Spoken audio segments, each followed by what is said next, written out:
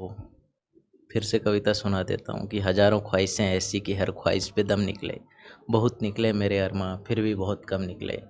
तो मेरे रुचि का सबसे गहरा विषय, यही सवाल मुझे यूपीएससी के इंटरव्यू में पूछा गया, तो मैंने वहाँ पे जो जवाब दिया वही ईमानदारी पूर्वक जवाब दिया था वहाँ पे, और शायद वो अच्छा जवाब था। एमबीए या फिर वेल स्टेब्लिश यूनिवर्सिटी के पास आउट बच्चे होते हैं। आपकी तो शिक्षा ही प्राइवेट कॉलेज से हुई है, आप स्वयं पाठी छात्र रहे हैं, सरकारी स्कूल में पढ़े हुए हैं, तो आपको कभी लगा नहीं कि इस लाइन में, इस दौड़ में आप बहुत पीछे हैं? आईआईटी से एमटेक किया हुआ बच्चा यहाँ पे सीसेट में फेल हो सकता है, और मेरे जैसा ओपन यूनिवर्सिटी का छात्र आईपीएस बन सकता है दूसरे तीसरे अटेम्प्ट में। तो ये मुझे लगता है कि अपने संविधान की खूबसूरती है। दोस्तों नमस्कार, study IAS with Dharmendra Jakhar YouTube channel पर आपका हार्दिक स्वागत है। और मैं महिपाल स्वामी आज आपको एक युवा IAS officer mister Ashish Kumar से आपकी मीटिंग करवाना चाहूँगा। आपको पता है कि पिछले महीने यूपीएससी का रिजल्ट आउट हुआ था और इस बार जो हिंदी माध्यम का परिणाम है वो अपेक्षाकृत ज़्यादा अच्छा रहा है। तो उसी अच्छे रिजल्ट में मिस्टर आशीष कुमार की रैंक है वो अच्छी है, और इनके साथ सबसे अच्छी बात है कि इन्होंने लाइफ में रियल संघर्ष किया है। अभावग्रस्त परिस्थितियों में संघर्ष करते हुए उन्होंने ये मुकाम पाया है। तो ये जो मीटिंग है मिस्टर आशीष कुमार के साथ, ये निश्चित रूप से ये आपको आपके अध्ययन को नई दिशा देगी, आपको नया प्रोत्साहन मिलेगा, आपके मन में ज़्यादा उत्साह और प्रेरणा पैदा करेगा, ऐसी मैं उम्मीद करता हूँ। तो मिस्टर आशीष कुमार, आपका हार्दिक स्वागत है। आप अपने बारे में बताइए। मैं उस माटी का वृक्ष नहीं जिसको नदियों ने सींचा है। मैंने मृत्यु से मैंने बंजर माटी में मृत्यु से जीवन सींचा है। सूरज सा तेज नहीं मुझ में, दीपक सा जलता पाओगे। अपनी हद रोशन करने से तुम कब तक मुझको रोकोगे। मेरा नाम आशीष पूनिया है। मैं राजस्थान के बाड़मेर जिले के पायला कला गांव की एक ढाणी का निवासी हूँ। मैंने अपना ग्रेजुएशन फिजिक्स केमिस्ट्री मैथ्स में वर्धमान महावीर ओपन यूनिवर्सिटी से किया है। उसके बाद में मैंने यूपीएससी में कुल 3 प्रयास किए। दूसरे प्रयास में मैंने इंटरव्यू दिया और तीसरे प्रयास में मैं 557 रैंक पे सेलेक्ट हुआ हूँ। अभी सर्विस एलोकेशन नहीं हुआ है, संभवतः आईपीएस बनने की संभावना है। और आपको और धर्मेंद्र जाखड़ साहब को बहुत बहुत बधाई। आप हज़ारों युवाओं को तैयारी में मदद करते हैं और बहुत अच्छा कंटेंट हिंदी मीडियम में खास करके प्रोवाइड करते हैं। इसके लिए मैं आपको अप्रिशिएट करता हूँ। Thank you. दोस्तों आपको पता है कि यूपीएससी का एग्ज़ाम होता है वो 3 चरणों में होता है, प्रीलिम्स, मेंस और इंटरव्यू। और यूपीएससी के अपने तरीके होते हैं कि वो इन तीनों प्रयासों में एक विशिष्ट अभियोग्यता का चयन करती है, और इस चयन की प्रक्रिया में मिस्टर आशीष कुमार खरे उतरे हैं। तो मिस्टर आशीष, हम अगर स्टडी मटेरियल की बात करना चाहें, पढ़ाई लिखाई की बात करना चाहें, तो यूपीएससी का जो मेंस होता है उसमें 4 पेपर होते हैं। उन चारों पेपरों में कौन से पेपर में आपको ज़्यादा रुचि थी आपकी, या कौन से पेपर को पढ़ने में ज़्यादा मज़ा आता था, या किस पेपर ने आपको ज़्यादा मार्क्स दिए? जहाँ तक रुचि और विषयों की बात कर रहे हैं, तो फिर से कविता सुना देता हूँ कि हजारों ख्वाहिशें ऐसी कि हर ख्वाहिश पे दम निकले, बहुत निकले मेरे अरमां फिर भी बहुत कम निकले। तो मेरे रुचि का सबसे गहरा विषय था एथिक्स और इंटीग्रिटी वाला पेपर, जिसमें सिविल सर्विस एथिक्स के साथ साथ फिलॉसफी और धर्म दर्शन इन सारे विषयों को पढ़ने का मौका मिलता है और गहराई जो है उसका पता लगता है। चौथे पेपर में रुचि के साथ साथ मुझे संविधान में भी गहरी रुचि थी, तो चौथे पेपर में मुझे बहुत अच्छे नंबर मिले हैं, 115 नंबर तक भी मिले हैं। अच्छा, हम पढ़ाई लिखाई की बात करें तो हमारे पास दो अप्रोच होती हैं। एक तो बेसिक अप्रोच होती है जो हमारी बुनियादी समझ को बनाती है, एक एडवांस अप्रोच होती है जो कंपटीशन की लाइन को क्रॉस करवाती है। तो आपने, अगर अपन हिस्ट्री, पॉलिटी और ज्योग्राफी इन सब्जेक्टों की बात करते हैं, तो मैं आपसे पूछना चाहूँगा, बच्चे भी चाहते हैं कि आपने बेसिक अप्रोच के लिए क्या पढ़ा और एडवांस अप्रोच के लिए क्या पढ़ा? बेसिक अप्रोच के लिए मैंने फाउंडेशन जिसको बोला जाता है, उसके लिए मैंने किसी इंस्टीट्यूट में दाखिला नहीं लिया। Yes yes. उसके लिए मैंने एनसीईआरटीज़ पढ़ी, और जैसे पॉलिटी के लिए लक्ष्मीकांत बुक है, हिस्ट्री के लिए स्पेक्ट्रम और एनसीईआरटीज़ है, ज्योग्राफी के लिए 4 एनसीईआरटीज़ है। जहाँ भी मुझे दिक्कत हुई तो मैंने यूट्यूब से मदद ली, क्योंकि मैं कोचिंग्स ज्वाइन करने की स्थिति में नहीं था। मैंने जॉब के साथ ये तैयारी की है। मैं स्टेट गवर्नमेंट में सी ग्रुप का गवर्नमेंट सर्वेंट हूँ, और एडवांस अप्रोच के लिए मैंने ये काम किया कि प्रीलिम्स के बाद जब मेंस की टाइम होता है, उसमें मैं ये अनुमान लगाने का कोशिश करता था कि जो सवाल यूपीएससी ने पिछले वर्षों में पूछे हैं, उसकी जगह नए सवाल के क्या क्या क्या पैटर्न हो सकते हैं, कौन कौन से उसकी जगह पूछे जा सकते हैं। जैसे लास्ट ईयर एक सवाल पूछा गया था कि साइक्लोन होता है, उसके अलर्ट सिस्टम है, मेट्रोलॉजिकल डिपार्टमेंट द्वारा जो अलर्ट सिस्टम है, तो उसी की तर्ज पर इस वर्ष पे सवाल पूछा गया कि हीट वेव का अलर्ट सिस्टम है। तो नेक्स्ट ईयर ये संभावना है कि भूकंप का अलर्ट सिस्टम किस प्रकार होगा। तो आप सवाल को एजम्पशन करें कि पूर्व धारणा निर्धारित करें कि इसकी जगह पे नया क्या हो सकता है। तो एडवांस के लिए आपको व्हाट टू बी नेक्स्ट इस लेवल पे जाना होगा कि एग्जामिनर किस दृष्टि से सोच रहा है। जी sir. Yes mister Ashish Kumar, ये जो फोर्थ पेपर है आपका एथिक्स एंड इंटीग्रिटी का, ये हिंदी माध्यम के बच्चों के लिए ज़्यादा सपोर्टिव है। सामान्यतः बच्चों के मार्क्स भी अच्छे आते हैं। तो आपने फोर्थ पेपर में अच्छे मार्क्स लाने के लिए क्या क्या अप्रोच थी आपके, क्या बुक लिस्ट थी, कैसे आपके प्रयास रहे? फोर्थ पेपर मेरी रुचि का सब्जेक्ट है। इसके अलावा फोर्थ पेपर में 2 सेक्शन होते हैं। पहला सेक्शन है जिसमें डिस्क्रिप्टिव है, डेफिनेशंस हैं और मोरलिटी और इंटीग्रिटी से रिलेटेड कंसेप्ट है। उसके लिए कीवर्ड जितने भी सिलेबस में हैं उनकी एक मानक परिभाषा हो, और उसके बाद में 3 एग्जाम्पल हो, 3 स्तर पर एग्जाम्पल हो। एक सिविल सर्विस का एग्जाम्पल, एक फिलोसॉफिकल एग्जाम्पल और एक पर्सनल लाइफ का एग्जाम्पल। 3 स्तर पर एग्जाम्पल तैयार करें। जैसे इमोशनल इंटेलिजेंस के 3 एग्जाम्पल तैयार करें। इसके बाद में जो केस स्टडी है उसके लिए टॉपर्स की कॉपी मदद करती है। और इन सबको एक स्टैंडर्ड फॉर्मेट में धर्मेंद्र जाखड़ सर की जो नोट्स आते थे, और इस समय तो उन्होंने एक बुक भी कंपाइल करी है एथिक्स की, वो मदद करती है। एक स्टैंडर्ड बुक है, छोटी है और ज़्यादा क्लासें लेने की ज़रूरत नहीं होती है उस बुक पढ़ने के बाद में। और उसकी जो शब्दावली है खास करके, वो कॉन्स्टिट्यूशनल लैंग्वेज है या मानक लैंग्वेज बोल सकते हैं, मानकीकृत भाषा है। उस भाषा से लिखने में मदद मिलती है अगर उतने ही शब्दों को याद कर लिया जाए या स्टैंडर्ड शब्द काम में लिया जाए लिखने में। एक और अप्रोच इसकी है कि सेम नॉलेज के अंदर मुझे लास्ट ईयर पिछले जब मैंने इंटरव्यू दिया था तब मुझे 80 नंबर मिले थे और इस बार 115 नंबर मिले। तो इसमें मैंने बदलाव ये किया कि उस समय मैंने सिर्फ 1 या 2 पेपर लिखे थे। इस बार मैंने 10 से 12 पेपर सिर्फ एथिक्स वाले पेपर के लिख के गया था। तो इस पेपर को पूरा करना अपने आप में एक बड़ा काम होता है, तो प्रैक्टिस इसमें योगदान करेगी। हाँ, ये बात तो दोस्तों सच है कि धर्मेंद्र सर के नोट्स हैं वो एथिक्स एंड इंटीग्रिटी के लिए बहुत अच्छे और बिल्कुल मानकीकृत है। और अब तो इनकी एक बुक्स आ गई हैं, ये हिंदी माध्यम और इंग्लिश मीडियम दोनों में है। और ये बुक्स की खास बात है कि ये एकदम साइंटिफिक मेथड में लिखी हुई है और ये बिल्कुल डायग्रामेटिक है। इसमें डायग्राम्स के साथ में आपको ये बुक्स मिलेगी। और सबसे अच्छी बात है कि आपको जो पढ़ने का मूल सिद्धांत होता है लर्निंग बाय डूइंग, उसकी ओर इंस्पायर करती है कि इसमें मेन जो चीज़ें हैं वो डायग्राम में दी हुई हैं। बाकी चीज़ें आप दुनियादारी में क्या घटित हो रही है, कौन से कहाँ जो नैतिक बातें हैं, अनैतिक बातें हैं, उन चीज़ों को आप एक्सप्लोर करेंगे और इन इन सिद्धांतों के साथ जोड़ेंगे तो आपका जो आंसर है वो मेंस में वो ज़्यादा चार्मिक बनता जाएगा। तो ये बुक आपके लिए बहुत अच्छी है, आप इसको पढ़ सकते हैं। डायग्रामेटिक है और बहुत ही स्टैंडर्ड की बुक है। ओके, तो मिस्टर आशीष कुमार, आप साइंस बैकग्राउंड के रहे हैं और आपका मेंस का जो सब्जेक्ट है वो हिंदी साहित्य रहा है।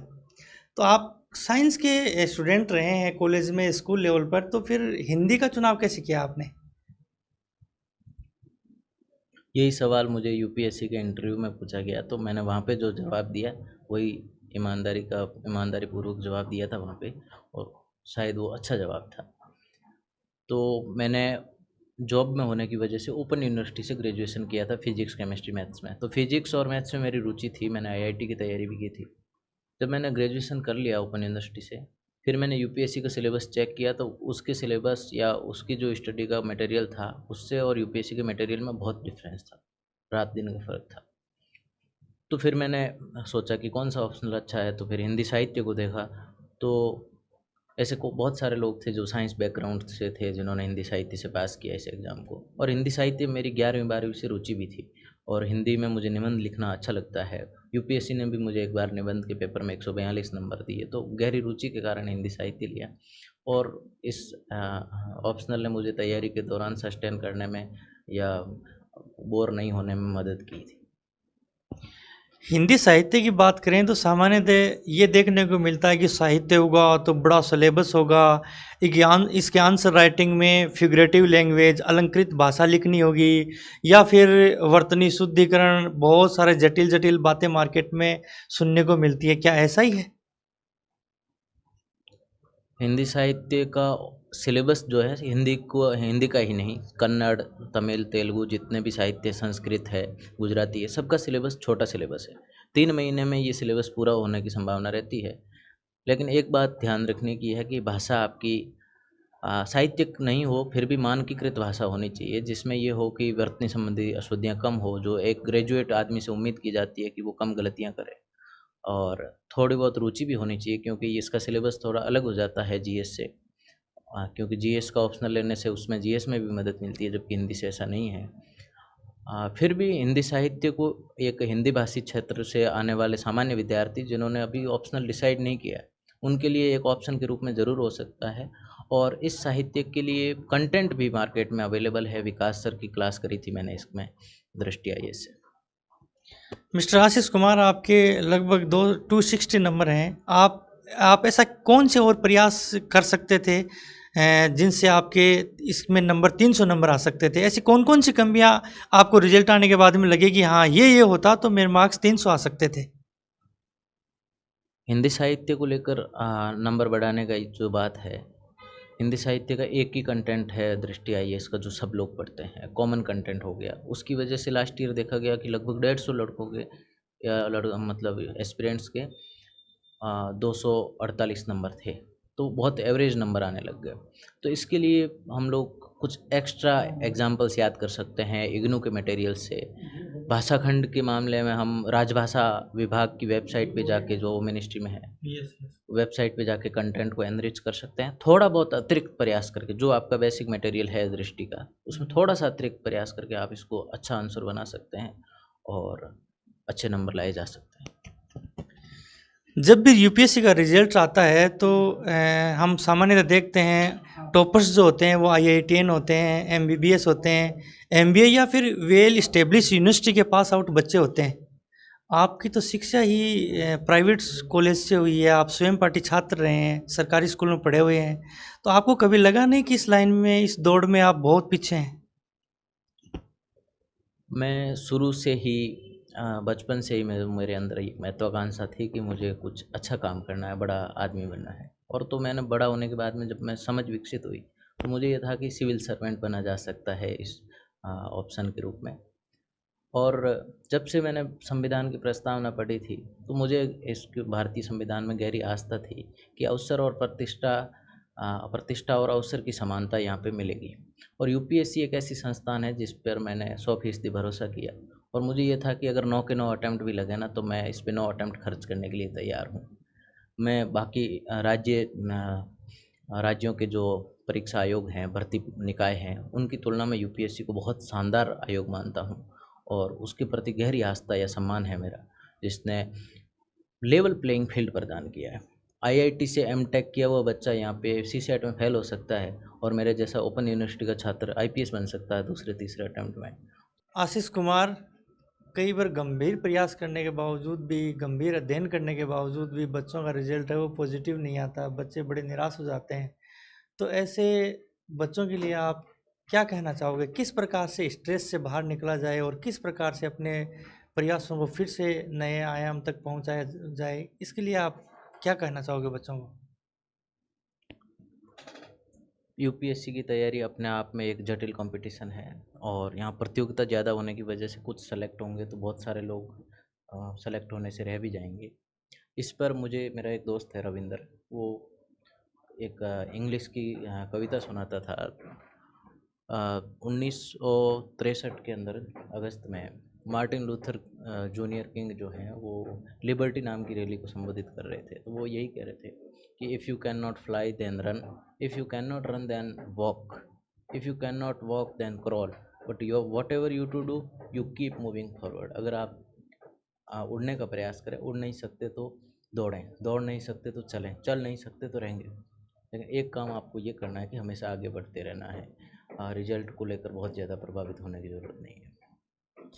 यूपीएससी की तैयारी करना एक लंबी दौड़ होती है और इस दौड़ में कई बार जो एस्पायरेंट होते हैं वो तनाव से गुजरते हैं, कई बार स्ट्रेस का सामना करना पड़ता है। आपने भी लाइफ में ऐसे स्ट्रेस झेले होंगे, तो आपने स्ट्रेस मैनेजमेंट को किस प्रकार से किया और आप बच्चों को किस प्रकार से स्ट्रेस मैनेजमेंट करना चाहिए, क्या बताना चाहेंगे?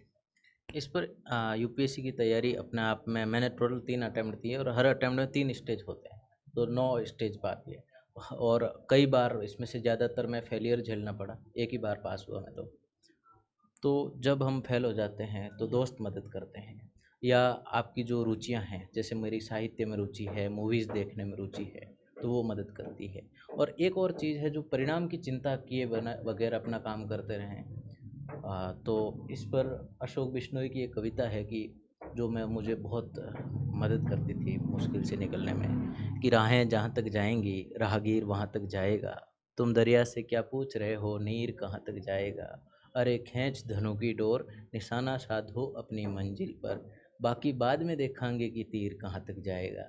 तो परिणाम की चिंता किए बगैर अपना प्रयास करना ही सार्थक है। सक्सेस जस्ट ए बोनस है। स्टडी से प्यार करना यहाँ पे बहुत मदद करता है। यूपीएससी की तैयारी करने वालों में बहुत सारे ऐसे एस्पायरेंट होते हैं जो ऑलरेडी सेवा में होते हैं और आप भी राजस्थान में सरकारी सेवा में हो, तो सरकारी सेवा में रहते हुए आप किस प्रकार से टाइम मैनेजमेंट कर पाते हो कि आपकी सेवा भी साथ साथ चलती रहे और आप यूपीएससी के लिए भी बेस्ट परफॉर्म कर पाओ? तो ये जो टाइम मैनेजमेंट है ना, इसमें बड़ा दिक्कत होती है एस्पायरेंट्स को, तो आपने कैसे टाइम मैनेजमेंट किया? मुझे जहाँ तक लगता है इस तैयारी में 12 घंटे पढ़ने की ज़रूरत नहीं होती है। अधिकतम 6-7 घंटे सामान्य दिनों में और परीक्षा के दिनों में 10 घंटे। तो मैंने तैयारी जॉब के साथ की और कोरोना में खासकर ड्यूटीज़ लगती थी। तो इस तैयारी को मैंने जारी रखने के लिए ये काम किया कि 9 या 10 बजे मुझे ड्यूटी पे जाना होता था, तो मैं सवेरे 3 बजे से लेकर के 9 बजे तक अपनी पढ़ाई लगभग पूरी कर लेता था। तो उसके बाद में दिन भर मुझे तनाव नहीं घेरता था कि पढ़ाई कम हो रही है या, तो अपने शेड्यूल को इस तरीके से बना सकते हैं कि जॉब के साथ पढ़ाई करें। दूसरा ये कि जब टाइम कम होता है तो हम एग्ज़ाम ओरिएंटेड चीज़ें ज़्यादा पढ़ते हैं, ऐसी चीज़ों से बचते हैं जो एग्ज़ाम में काम नहीं आए। तो कम टाइम होना अपने आप में कोई बुराई नहीं है, ये आपको फोकस एग्ज़ाम सेंट्रिक बनाता है। ग्रामीण क्षेत्र के आप रहने वाले हो और सरकारी स्कूल से आपने पढ़ाई लिखाई करी है, और ऐसा हमने इंटरव्यूज में देखा है कि बचपन में ग्रामीण क्षेत्र में सामान्यतः बच्चे पढ़ते भी हैं, बकरियां चराते हैं, या और आपको तो एक समय मजदूरी भी करनी पड़ी। ग्रामीण क्षेत्र में पढ़ते हुए सब करते हैं, तो एक बकरी चराने वाला, मजदूरी करने वाले एस्पायरेंट के मन में यूपीएससी में जाने का और आईपीएस बनने का ख्वाब है, वो कैसे पल्वित हुआ?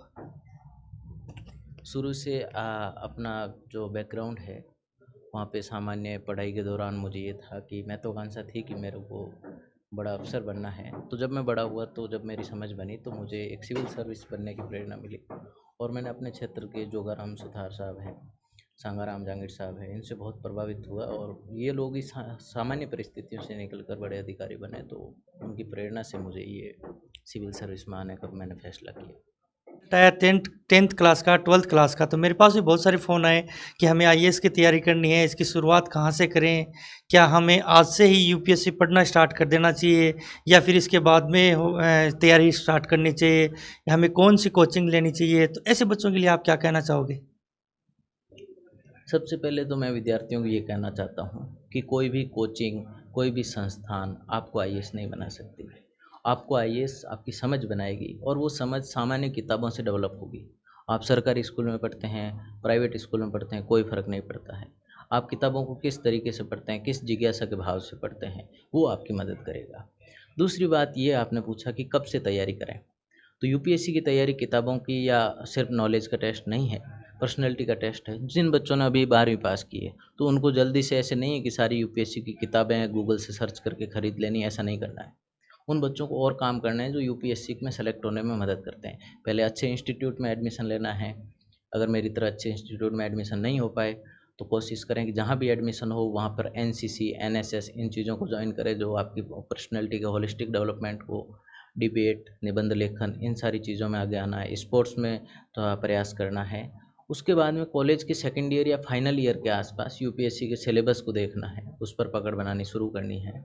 और इसके साथ में अगर आपको टाइम मिले तो न्यूज़पेपर या कुछ मैगजीन्स, योजना कुरुक्षेत्र, और मैं इंडियन एक्सप्रेस न्यूज़पेपर को फॉलो करता हूँ। तो आपको अगर क्षेत्रीय भाषा का पढ़ते हैं तो कोई बात नहीं, अंग्रेजी का न्यूज़पेपर देखने की आदत डालना शुरू करें। जी सर।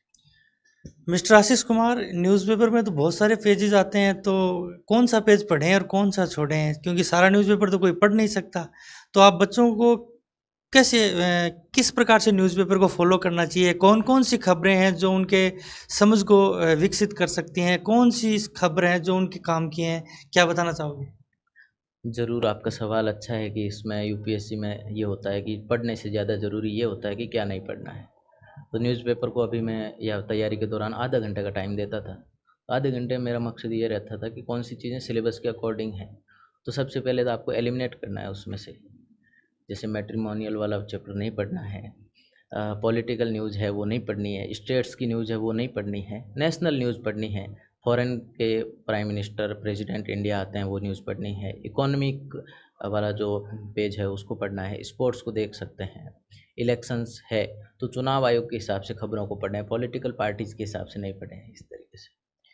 हाँ, ये बात तो सच है दोस्तों। जितने भी टॉपर से हम बात करते हैं तो उनका पहला रिएक्शन ये होता है कि हमने एनसीईआरटी पढ़ी है। सारे जो टॉपर्स हैं वो एनसीईआरटी पर उनकी जो स्टडी मटेरियल है वो डिपेंड रहता है। अब एनसीईआरटी में भी ये है कि आपकी बुनियादी समझ है ना, वो विकसित होनी बहुत ज़रूरी है। मतलब आप पढ़ने के बाद में अपने दोस्त को अपनी लोकल भाषा में अगर उस बात को बताने में सक्षम है तो वो बात आपको समझ में आ गई। मैं फिर रिपीट करना चाहूँगा, जो आपने बुक में पढ़ा है उसको आप पढ़ी हुई बात को अगर आप लोकल भाषा में अपनी अपनी लोकल से लोकल भाषा में बता पाए तो इसका मतलब है आप उस कंटेंट को समझ गए।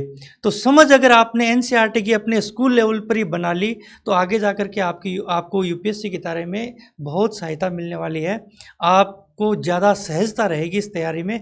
तो अपनी एनसीईआरटी को, जैसे आप 9th में हो, 12th में हो, जिस क्लास में हो, जो आपका सिलेबस है, जो आपके पास बुक्स हैं, उनको इस तरीके से पढ़ो कि सिर्फ नंबरों के पीछे मत दौड़ो, सिर्फ रटने के पीछे मत दौड़ो।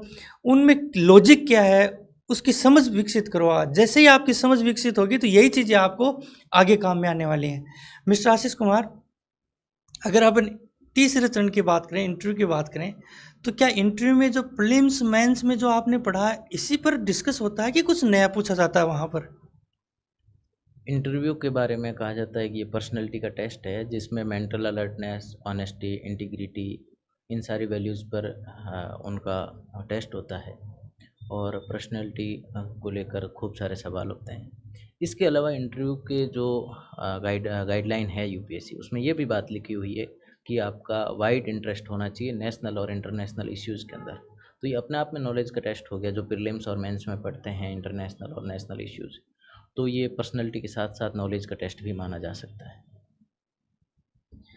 मिस्टर आशीष कुमार, अगर अपन यूपीएससी की एक सिलेबस में जो इकोनॉमी सब्जेक्ट है उसकी भी बात करना चाहें, जैसे हमारे इंटरनेशनल रिलेशन हैं वो सारे अर्थ पर टिके हुए हैं, आर्थिक युग है, और वैसा ही यूपीएससी में इकोनॉमी का महत्व है।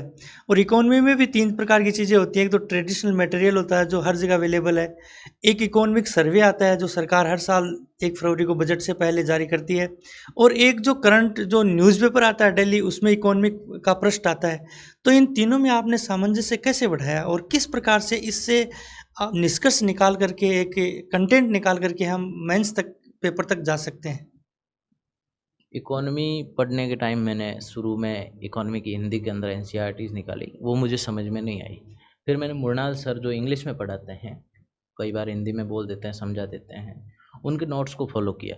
तो वो बेसिक कंसेप्ट्स के साथ साथ इकोनॉमिक सर्वे और करंट अफेयर्स को अपडेट करते हैं। तो मैंने इकोनॉमी में सिर्फ मृणाल सर के नोट्स को फॉलो किया, उसके अलावा किसी और सोर्स पर रिलाई नहीं किया। न्यूज़पेपर से एडिशन करना काम की बात हो सकती है जिससे मेंस के क्वेश्चन अच्छे बन जाते हैं, लेकिन मृणाल सर का कंटेंट इंग्लिश में ज़रूर है, लेकिन वो उसको पढ़ने से 2 फायदे होते हैं। एक तो इकोनॉमी अच्छी हो जाती है जिसकी वजह से प्रीलिम्स नहीं रुकता है, और दूसरा ये होता है कि इंग्लिश से भी डर खत्म हो जाता है, कुछ टर्मिनोलॉजी बन जाती है। जी sir. Yes. Mister Ashish Kumar, आपके सारे सिलेबस के अंदर एक पार्ट और होता है, वो ऐसे का होता है, निबंध का। तो निबंध में अच्छे मार्क्स आने बहुत ज़रूरी हैं। अगर निबंध में अच्छे मार्क्स नहीं आ रहे हैं तो आपको अच्छे रैंक मिलने वाले नहीं हैं। और इस निबंध का जो है वो वाइड मटेरियल होता है, तो आपने कहाँ से स्टडी मटेरियल कलेक्ट किया और कैसे उसको मैनेज किया और कैसे एक अच्छा निबंध लिख सकते हैं, इस बारे में बताइए। निबंध के लिए जो मैंने तैयारी की, मैंने शुरू में कुछ निबंध लिखे, तो मुझे मेरे से अच्छे निबंध नहीं लिखे गए, तो मैंने विकास सर की कुछ क्लासें करी। उसके बाद में मैंने लिखने का प्रयास किया, निबंध ठीक हुए। उसके बाद में धर्मेंद्र सर के हाथ से लिखे हुए निबंध मैंने देखे, उनसे भी मदद मिली। और कई सारे टॉपर्स के निबंध देखने, रवि सियाग सर के निबंध देखने, और इंग्लिश के टॉपर्स हैं उनके निबंध पढ़ने के बाद में मुझे निबंध लिखने में काफ़ी मदद मिली। लास्ट में मिस्टर आशीष कुमार, हम प्रीलिम्स के बारे में बात कर लेते हैं सबसे मैं अंत में। और इस बार जब प्रीलिम्स का पेपर हुआ था उस दिन बड़ी उदासीनता छाई हुई थी बच्चों के चेहरे पर, और जिस दिन रिजल्ट आया उस दिन तो सन्नाटा ही छा गया। बताते हैं कि पेपर बड़ा हार्ड था और आपने तो बड़ा हंसते हंसते पास कर लिया। मिस्टर यंगमैन, हर बार आप कैसे कर लेते हो? या तो आप के प्रयास गंभीर है, या फिर आप जन्मजात इन्नेट विजिडम मतलब जन्मजात बुद्धिमान हो, या फिर आपके एफर्ट्स हैं, प्रयास करने के तरीके हैं वो भीड़ से अलग हैं। आप जो बोल रहे हो कि हंसते हंसते कर लिया, वो तो मेरा जीव जानता है, क्योंकि पहले अटैम्प्ट में मैं सी सेट फेल हूँ, और पिछले 3 अटैम्प्ट से मैं 68 नंबर से सी सेट पास कर रहा हूँ। तो हालांकि 68 नंबर लाना भी इस समय बहुत मुश्किल हो गया है, इसके लिए भी मैंने यूट्यूब से बहुत सारी मैथ्स रीजनिंग पढ़ी है, फिर भी सी सेट काफ़ी टफ है और ये बहुत रैंडम हो चुका है। तो प्रयास ये करना चाहिए एक एस्पिरेंट को कि जीएस के बराबर महत्व सी सेट को दे। जी सर। तो मिस्टर आशीष कुमार, आप इस बार मेंस फिर दे रहे हैं, तो इस बार आपकी अप्रोच कैसी रहेगी और कौन सी रैंक एक्सपेक्टेड करते हैं? रैंक का मैं अनुमान नहीं लगाना चाहता, पर मैं अपना जितना भी समय मेरे पास बचा है मैं खूब सारी प्रैक्टिस करके, और जहाँ जहाँ वीक एरियाज है, जहाँ जहाँ मुझे कम नंबर मिले हैं, वहाँ पर अच्छा स्कोर करने का प्रयास करूँगा। आप संभवतः आईपीएस बनने वाले हैं, और अगर हम जनरल बात पूछूं आपसे, तो जब भी हमें कोई सोसाइटी में समाज में प्रॉब्लम आती है तो सबसे पहले रिएक्शन अपना ये होती है पुलिस को कॉल करो। और सामान्यतः ये भी देखा जाता है कि हर आदमी को पुलिस से शिकायत रहती है। आपको एक पुलिस अधीक्षक के रूप में काम करने का मौका मिला, तो आप इस दूरी को कैसे मिटाएंगे? सबसे पहले तो ये जो दूरी है इसका कारण जानना ज़रूरी है। मुख्य कारण ये है कि कुछ भी काम हो, कहीं आग लग गई हो, कहीं पे कोई घटना घट गई हो, अगर पुलिस का 2 ही स्टाफ है बीट के अंदर तो वो चले जाते हैं। और पुलिस के पास रिसोर्सेज बहुत कम है और उनसे एक्सपेक्टेशन बहुत ज़्यादा है। तो अगर मैं किसी ज़िले का एसपी होता हूँ और ये काम करने का मुझे मौका मिला, तो मैं पुलिस के रिसोर्सेज का प्रबंध करने का प्रयास करूँगा। बहुत इसके लिए ट्रेनिंग की जा सकती है। कुछ कांस्टेबल्स की ट्रेनिंग साइबर सिक्योरिटी में कर दो, कुछ की फायर एक्सटिंग्विशन में कर दो। तो ट्रेनिंग करके उनको नागरिकों को और नज़दीक ले जाया जा सकता है, अगर मल्टी स्किल ट्रेनिंग कर दी जाए पुलिसकर्मियों की, और उनको बहुत शानदार वर्क फोर्स के रूप में कन्वर्ट किया जाए, तो पुलिस सक्षम होकर काम करेगी। और जब सक्षमता से अच्छा परफॉर्मेंस रहेगी पुलिस की, तो लोग उनको बहुत पसंद करेंगे। और मेरा यही प्रयास रहेगा कि लोगों और पुलिस के बीच में दूरी कम हो और पुलिस लोगों के लिए हो। बहुत सारे विद्यार्थियों से हम बात करते हैं तो ऐसा लगता है कि वेस्टेज ऑफ टाइम है, बहुत गलत चुनाव कर लिया, अब नहीं हो पाएगा। क्या आपके भी जीवन में ऐसी कोई घटना आई कि लगा कि अब तो ये तो बिल्कुल नहीं हो पाएगा, और फिर से आपने उड़ान भरी और आपकी उड़ान सफल रही? तो ऐसा कोई मोमेंट जो आप शेयर करना चाहेंगे? पहली बार जब प्रीलिम्स में फेल हो गया तो मुझे ये लगा कि मैं यहाँ समय ख़राब कर रहा हूँ। फिर मैंने जब कुछ दिन पढ़ाई नहीं की तो मुझे ये लगा कि मैं पढ़ाई में समय ख़राब नहीं कर रहा, पढ़ाई एक रुचि का विषय हो गया मेरा, और उसके बिना मेरा मन भी नहीं लगता था। तो फिर मैंने नियमित पढ़ाई शुरू की और भरोसा रखा, एक यकीन, उम्मीद और ख्वाहिश थी गहरी मेरी, उसके दम पे ही हुआ। जैसा कि माननीय मुख्यमंत्री जी ने भी पिछले बजट में जिक्र किया कि बस कर्म ही तुम्हारा कल होगा। कर्म में अगर सच्चाई है तो हर एक संकट का हल होगा, आज नहीं तो कल होगा। Thank you mister Ashish Kumar. तो ये धर्मेंद्र सर की नई बुक है, आप सारे लोगों को हम सजेस्ट करते हैं कि इस बुक को पढ़िए आप। ये बड़े साइंटिफिक मेथड में लिखी हुई है और ये आपको एक्सप्लोर करने के लिए इंस्पायर करेगी। आप चीज़ों को ढूंढेंगे और अपने जो नए इवेंट्स को, नई घटनाओं को अपने एथिक्स के आंसर में लगाओगे तो आपका जो आंसर है वो बड़ा चार्मिंग होगा, ज़्यादा मार्क्स आने की संभावनाएं रहेंगी। तो इस बुक को आप फॉलो करें और जो हमारा यूट्यूब चैनल है वहाँ पर जाकर के आप इसका ऑर्डर कर सकते हैं। बहुत बहुत धन्यवाद।